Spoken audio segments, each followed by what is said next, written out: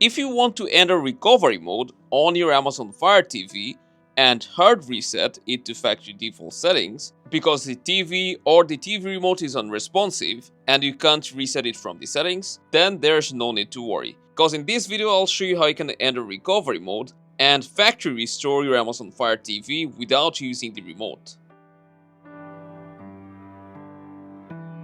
The first step will be booting your Fire TV into recovery mode. And to do that, first you'll need to unplug your TV from power. Now with the power cable unplugged, you'll need to hold down your Amazon Fire TV's onboard power button. This should be right below the infrared receiver or the Fire TV logo. So hold down the power button and while holding it, plug the power cable back in.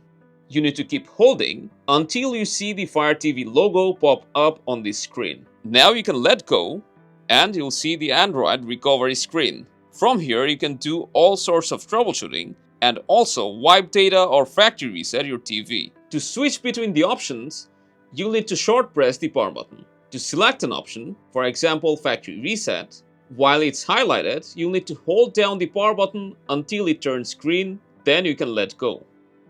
You'll need to confirm it once again by selecting yes. At the bottom, it will say wiping data.